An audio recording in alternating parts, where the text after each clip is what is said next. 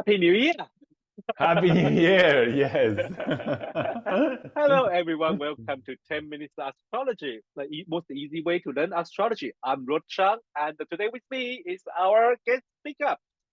Alejo Lopez, how are you, everyone? Yeah, Alejo. So, Happy New Year, Alejo. Well, Happy New Year to you too. Happy 2023 to everybody. yeah, Let's hope for the best. all the best. Yes.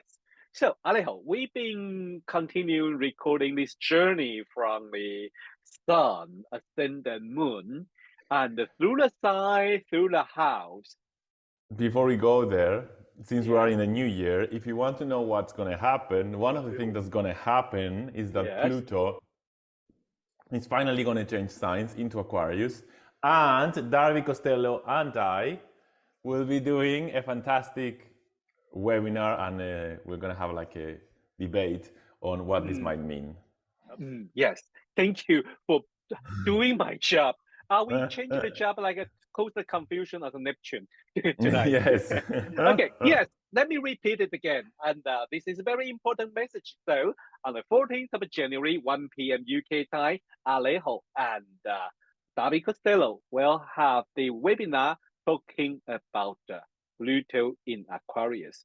Pluto as an outer planet. Next week we will talk about it, and then it's such an important role in our society, especially it moves very slow, and sometimes it's like the change of sign every. Because the orbit is very different, so sometimes it's 15 years, sometimes it's 30 years. So, and this time Pluto will stay in Aquarius from 2023 to 2043. Image, you are going to living under Pluto in Aquarius for 20 years.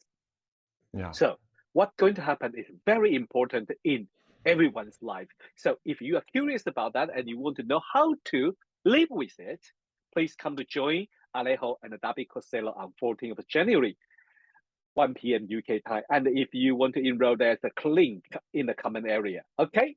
So, Alejo, let's come back to Now. 10 minutes astrology. Yes. Yes. Now, 10 minutes astrology. So, I mean, it's a long journey. Now we come to the frontier. I mean, for the science, for the astronomer, they say this is the last planet of the solar system. Neptune. Used to be another one called Pluto, but they disqualified it as a planet. Yeah, but it's controversial. Like some astronomers are still not sure. Well, anyway, let's go to Neptune now. Yes. But that's the fate of Pluto. We will talk about it next time. But Neptune now become the last planet, the frontier of planet. Anyway, so how does astrologer interpret about So Neptune? when I have to talk about Neptune, I always use two words or two images. Oh, two words. The first one is silence. Neptune is silence. It's something that cannot be reached through words. It's like something that can only be reached through other ways of understanding, other ways of I don't want to say thinking, other ways of approaching reality. That's one. And the other one that I use is the sea, the image of the sea. Neptune is the god of the sea. It's Poseidon.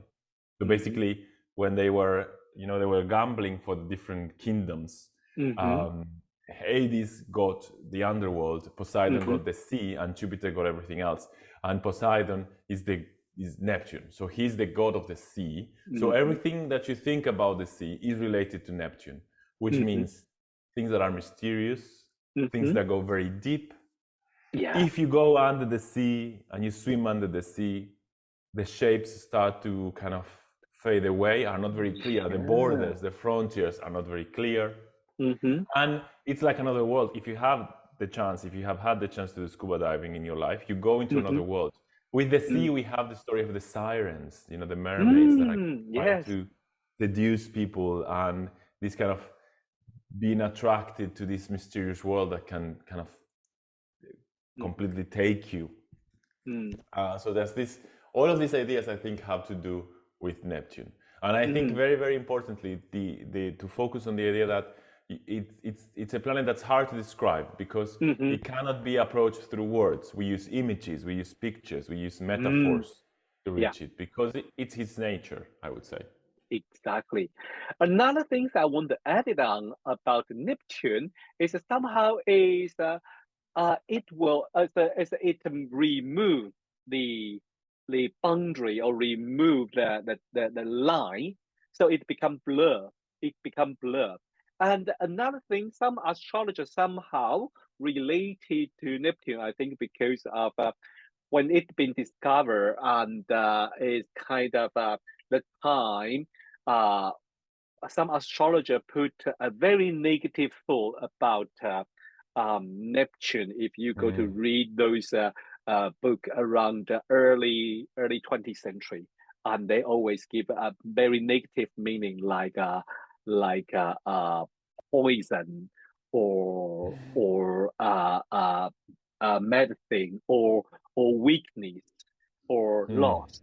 So somehow this kind of keyword still continue related to Neptune, and you will hear about it. And don't be surprised, because it is part of Neptune is blur. It makes it remove the things, but somehow people were thinking about also go beyond and make it greater. Is another meaning of the Neptune. Should we tidy up a little bit the keyword about Neptune here at this point? Yeah, okay. Just, I would say like every planet has its light and shadow. So yeah. it can represent a lot of things. And I would say for the keywords, I would use dream, imagination, the idea of confusion, empathy, uncertainty, perhaps, the idea of something that becomes blurry, the idea of sacrifice, because you lose your boundaries, so the self stops being important. The idea of transcendence, connecting with something greater. Yes. Yeah, that is a very, very beautiful meaning, and also vision, image, yes. vision, and yes. So today we're going to use the same chart as we used last time, Mozart chart, because for artists, always people were talking about Neptune. So let's see what Neptune in his chart. So here we are. We got Mozart has a Neptune in Leo in the 11th house. Alejo. So with Neptune in the 11th house, where does it, first of all, the 11th house, we said it's a house of groups and people you meet, but it's also the house of hopes and wishes, right? So with Neptune in the 11th house, you can already think about his hopes and wishes.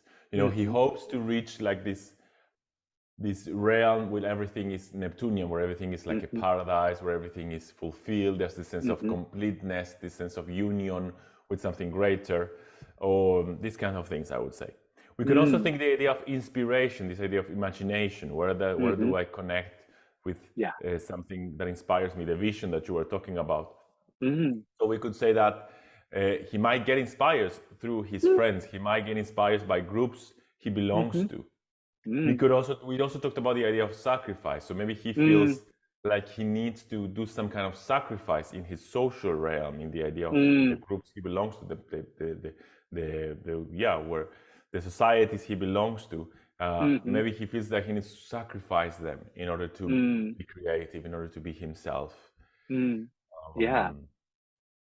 Also, we could think that the role he plays in his group of people, the role he plays in society, is a bit uncertain, is a bit unclear, is not very, doesn't have a lot of structure or boundaries. Yeah, sorry, what were you going to say? I interrupted. It is very interesting. Also, we haven't studied the aspect, but put it a very, very simple way, this Neptune has connected with his Sun, Mercury, and Saturn. So it has a strong impact in his life and in his work and with his achievement. This Neptune take an important role. So I think very soon we'll start learning how to interpret aspects. So I think it will be very interesting to talk about this chart again with this aspect. But the things we're talking about just make me remember we talked about last time the group he joined, the Freemason, is very Neptunian quality, and they talking about they talking about the great vision of human society and the mysterious things, and during that time That is a very interesting and very, very Neptunian. Yes, indeed. Yeah. Yeah. So, Alejo, should we give a little bit of exercise talking about? Yes, I would say let's think about, since we did Neptune in the 11th house, Yes, which is one of these. Okay, let's do Neptune in the third house. in the third house. Yes, So, so the third house, remember, is how you think, how you mm-hmm, talk, mm-hmm, your closer environment. mm-hmm. If Neptune is there, what's going to happen with all of these things? That would be very interesting because especially you give the first keyword of Neptune is silence. Ah, exactly. And Yes. then no words. Okay, think image. Use your imagination. Use your, you know, your what you learned before. When you put Neptune in the third house, related to language, related to communication, related to neighbor and sibling, how Neptune going to have an impact in this person's life, that would be very, very interesting. Well, thanks everyone for watching and listen to 10 minutes astrology. Today we talk about Neptune in the chart, and we learn a little bit more about the, how the planet have an impact into person's life. Especially, we also learn a little bit about 11th house. So if you like our work, please click like, share, and subscribe. We are nearly achieved the 1,000 subscribers. So that would be a great achievement for me and also for Alejo being such important part of this program. And don't forget, on the 14th of January, Alejo and Darby Costello are going to give talk about the Pluto in Aquarius. If you are interested, link is here, and please join us. So, Alejo, next week, what are we going to talk Next about? week, we're going to the underworld. We're going to be meeting Hades, the Lord of the underworld. So basically, it's going to be Pluto. Pluto. So we're going to talk about Pluto.